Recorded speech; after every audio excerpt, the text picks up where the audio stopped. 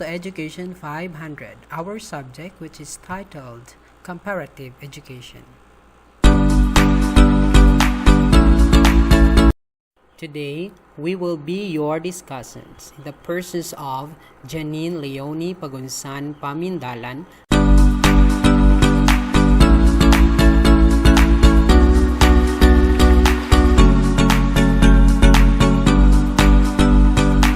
and Shannon L. Nietes.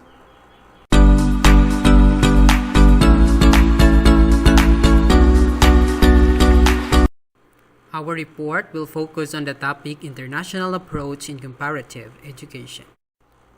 In this approach, we will try to study on how the approach is used to study the educational system of certain countries like the United States of America,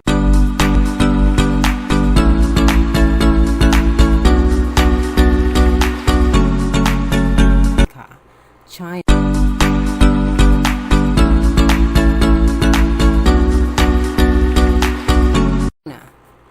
Finland,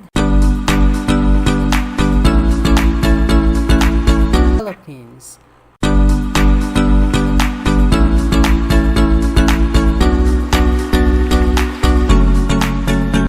Singapore, and many others. To start, we will have first the definition of international approach.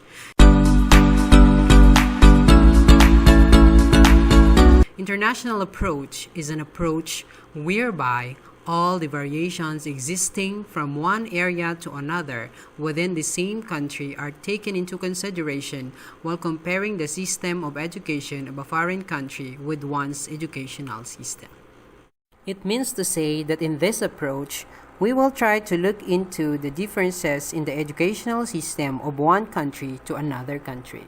International approach is also defined as a multidisciplinary, international, cross-cultural approach of training that places educational problems into an international and comparative framework. It simply means that in this approach, educational problems are being studied in an international perspective using various fields of discipline that makes it multidisciplinary. This time, we will have the purposes of international approach.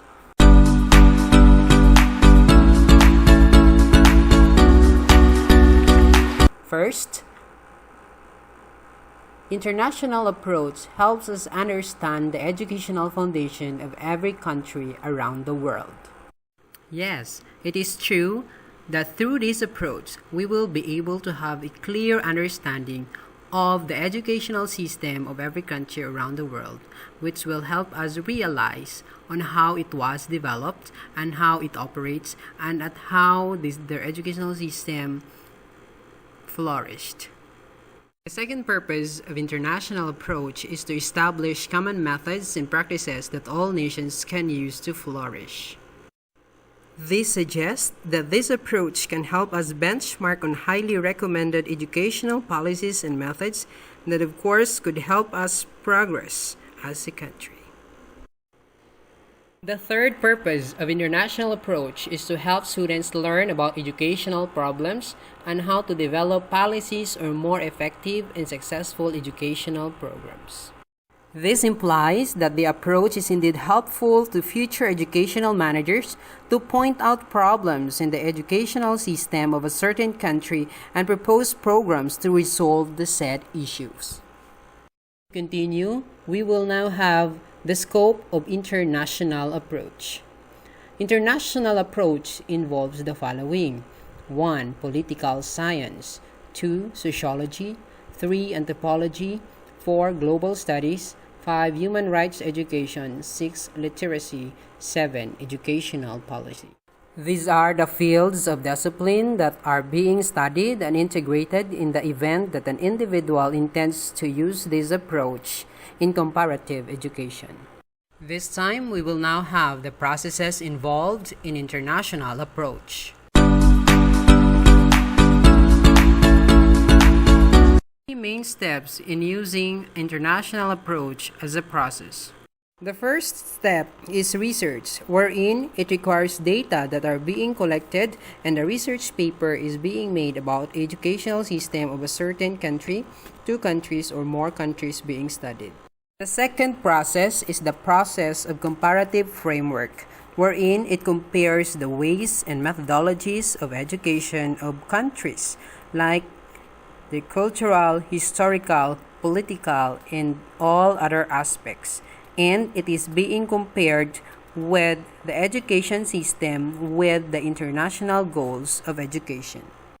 The third process is suggestions. After completing research work and framework, suggestions are set for the educational system to improve their standards. A standardized statement is set for all educational systems, which is also called the international standards of education.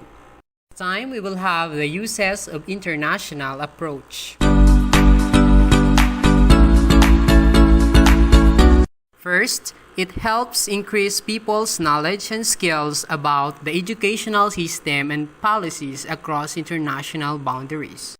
This means that through this approach, we will be able to understand better other countries' educational initiatives and programs. Second, determine international measures of education made according to this approach. This means that through this approach, educational leaders can create international measures that sets the educational standards for countries around the world.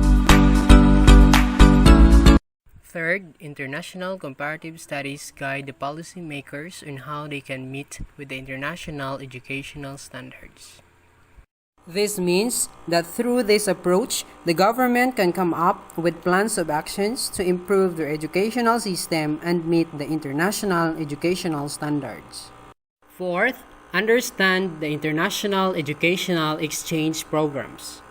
This implies that through this approach, one can appreciate and recognize the importance of educational exchange programs.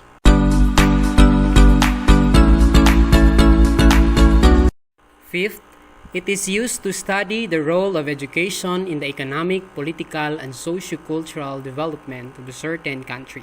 This means that by using international approach, it helps us become aware of the impact of education in the progress or development of a country and different aspects. And number 6, international approach promotes internationalization of education.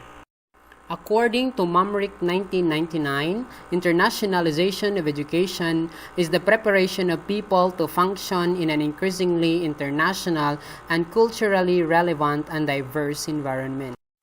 This means that the international approach broadens our expertise and knowledge not only on our locally available education system, but also about education in an international perspective. To sum up, in this lesson, we were able to understand the definition, purposes, scope, processes, and uses of international approach in comparative education. Arigato gozaimasu. Thank you everyone for listening.